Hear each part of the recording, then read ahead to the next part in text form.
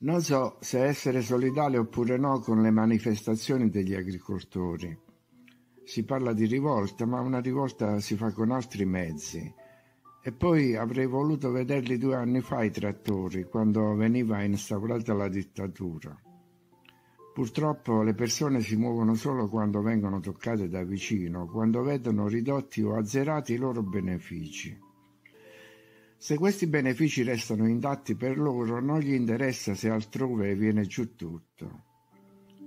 Agevolazioni e benefici concessi loro nel corso degli anni per essersi sempre adeguati alle direttive europee, come quando bisognava togliere le viti per piantare gli ulivi, togliere gli ulivi per piantare il grano, togliere il grano per piantare il tabacco, eccetera. O nel caso della distruzione dei prodotti, invece di distribuirli gratuitamente. Ora protestano e tutti sperano che questa protesta sia l'inizio di un grande cambiamento. Siamo ridotti a sperare nei trattoristi, nei portuali, in un flex, nei canali con i globi, nei risvegliati a giorni alterni, in un nuovo partito. Ma anche la protesta degli agricoltori durerà poco, infatti il potere ha tutto dalla sua parte, la leva economica e soprattutto le milizie. Il trattorista deve andare a dormire la sera, mentre le forze che controllano il territorio possono fare dei turni ed essere sempre presenti. Forse più presenti dove ci sono le manifestazioni e meno dove c'è malavita, ma così vanno le cose. Comunque, questo sussulto di vitalità introduce un argomento basilare della nostra esistenza, il denaro. Gli agricoltori scioperano perché si oppongono agli OGM, alla farina di grilli, alle bistecche sintetiche, ma anche perché non hanno più incentivi per l'agricoltura, cioè soldi per i carburanti, per i diserbanti, per i fertilizzanti, per nuovi trattori, eccetera. Ma prima da dove venivano quegli incentivi? Dalle tasse degli altri cittadini, dallo Stato, che concedeva loro la possibilità di maggiori introiti, cioè guadagnare di più, diventare più ricchi, per dare ai propri figli delle opportunità maggiori, per preservarli dalla povertà. Il guadagno è la molla che spinge ogni azione, anche quelle più miserevoli. Non parlo di chi deve sopravvivere, ma di chi vuole sempre di più. Ed è sicuramente cresciuto in questi ultimi anni il numero di coloro i quali vogliono sempre di più e che non esitano a diventare dei traditori. Un altissimo numero di persone che saranno ancora pronti a sostenere il sistema alla prossima occasione, sia quelli già votati al male, sia le persone cosiddette normali. Ma si sa, tutti devono guadagnare e nessuno pone un limite al proprio guadagno. Non c'è limite per colui al quale non basta ciò che basta, come diceva il saggio. Ma anche i poveri sopravvivono e con poco. Allora chi stabilisce il limite accettabile, il limite massimo e il limite minimo del benessere? Questi limiti saltano in continuazione e la sete di guadagno induce a uscire anche dai confini della correttezza. La corsa al guadagno trasforma le persone. Infatti cosa fanno coloro che hanno organizzato la distruzione del mondo? Commettono malvagità di ogni genere, furti, occultano prove, dicono bugie, scaricano le colpe sugli altri, travisano la verità, rendono false testimonianze, denigrano i buoni e proteggono i cattivi. Ma subito dopo di loro, in scala ridotta, gran parte dell'umanità fa lo stesso, anche se poi si lamenta e dà sempre la colpa a qualcun altro, per esempio ai ricchi.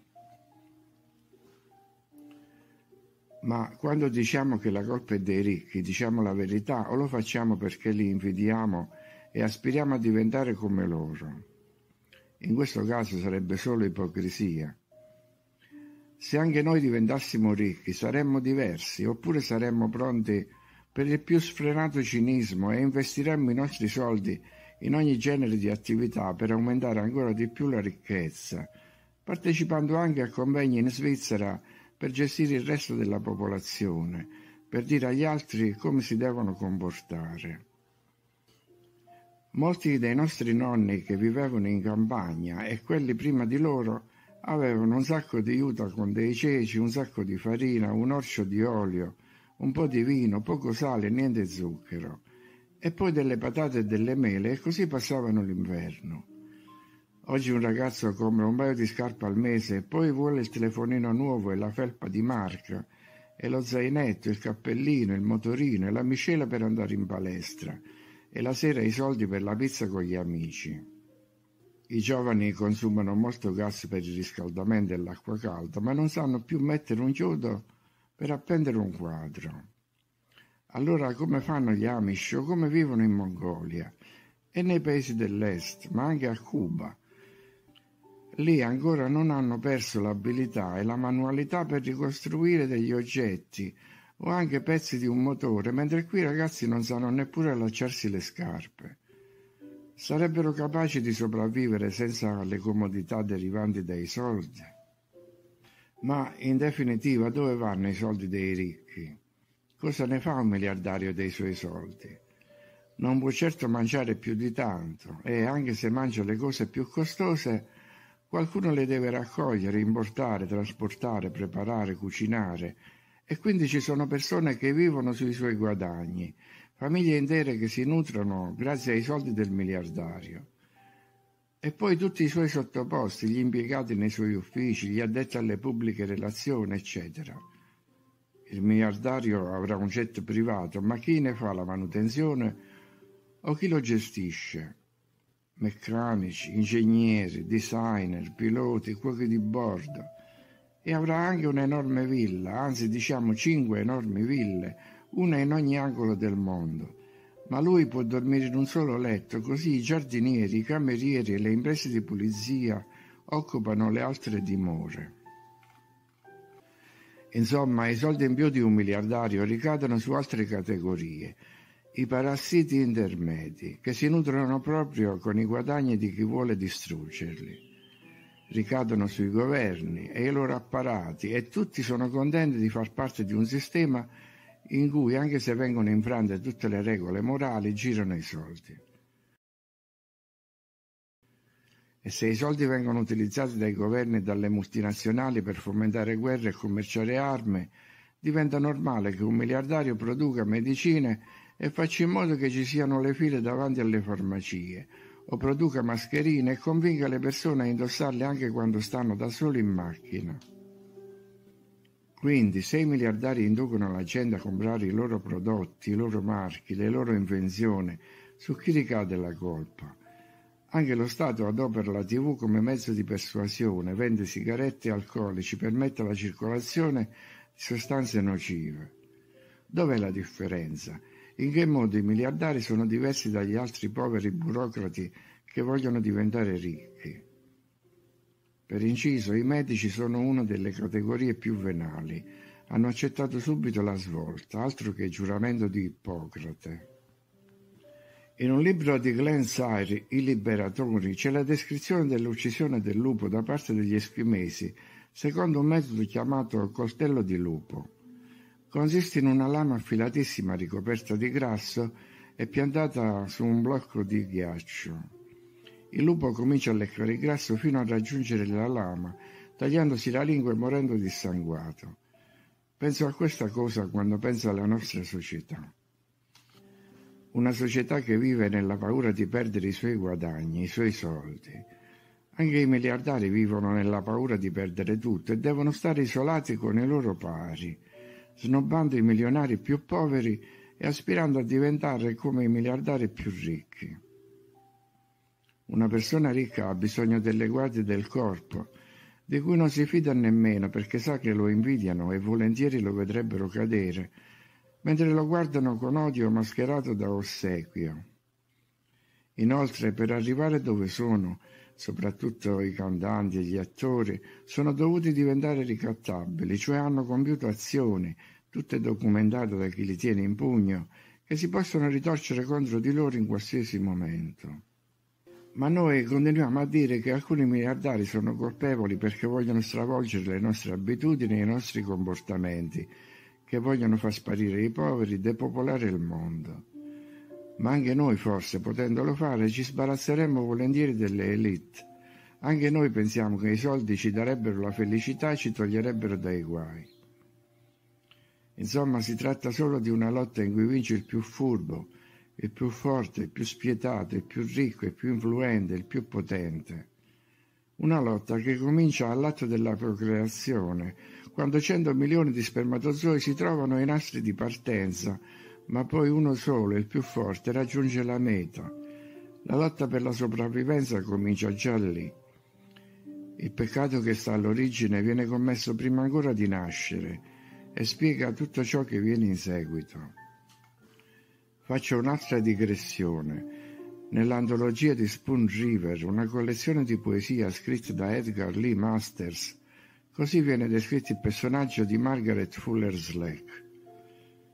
Per lei c'era il solito eterno problema: celibato, matrimonio o libertinaggio. Poi John Slack, il ricco farmacista, la corteggiò e lei lo sposò, mettendo al mondo 8 figli. E non ebbe più tempo per scrivere il suo romanzo. Il destino le fu avverso. Un giorno si piantò l'ago nella mano mentre lavava la roba del bambino e morì di tetano. Il suo epitaffio si conclude così: ascoltatemi, anime ambiziose, il sesso è la maledizione della vita. Non c'è futuro per l'umanità, non c'è salvezza per tutti, non ci sono salti quantici o altre dimensioni, altre reincarnazioni. Sono degli alibi perché non riusciamo a essere cattivi come gli spietati milionari. E se ci sono periodi di maggiore stabilità, è solo dopo una guerra o una catastrofe. Poi si ricomincia con la lotta. Lupi e cacciatori di lupi. Il processo non può essere arrestato e chi promette un risveglio generale sarà il primo a riaddormentarsi, perché ci sono troppi esseri inconsistenti. Ho visto marito e moglie camminare imbettiti con la mascherina, fieri di fare il loro dovere, e nei recinti dei centri commerciali i giovani col siero erano felici di ritrovarsi in ambienti protetti e incontaminati, senza la presenza dei giovani privi di siero. Se una società accetta questo assioma, cioè se prendi le medicine vivi altrimenti muori, e viene impaurita da frasi del tipo «ci saranno 300.000 cadaveri da seppellire sulle spiagge», vuol dire che il reset è consensuale. Acconsentono un po' tutti, quelli che rappresentano il potere e quelli che aspirano a farne parte. Assistiamo già impotenti e indifferenti alla semina dell'odio quotidiano, allo stravolgimento persino della lingua con cui si descrive la realtà. E se ancora non ci uccidono tutti insieme, ma un poco alla volta, è perché a questo punto anche il più ingenuo avrebbe dei leggeri sospetti. Ma un siero oggi, una guerra domani. Gli algoritmi ormai ci conoscono. Se un video demenziale fa 1 milione di visualizzazioni, l'algoritmo sa che c'è una maggioranza di dementi su cui lavorare. Gli altri non contano, in seguito saranno solo effetti collaterali. Non riusciremo mai più da questa prigione mentale. Il prossimo passo è far impazzire le persone. Il reset è sotto i nostri occhi. Si creano nuovi eroi, una in catena in Bulgaria, uno in Siberia, uno in Ucraina, e la storia diventa le loro storie. E lo stesso dissenso diventa morbido e sonnolento per non disturbare troppo il manovratore. Quando il manovratore dice di andare a 30 all'ora, chi dissente dovrebbe dire «e noi facciamo le consegne del cibo in centro a 5 all'ora». Ma a chi interessa più la libertà in questa deriva? Siamo un mondo di conformisti. D'altra parte, chi si assumerebbe il compito di eliminare il signoraggio bancario, chiudere le scuole, interrompere le scie, bruciare le fabbriche di armi, demolire gli stadi, togliere le divise ai generali, cancellare secoli di bugie, azzerare il Vaticano, sconfiggere il serpente, zittire i cloni e spegnere per sempre la TV? Chi si addosserebbe la fatica di liberarci della spazzatura, distruggere le agende, uscire dal recinto per esplorare gli altri continenti, scoprire dove si nasconde Dio?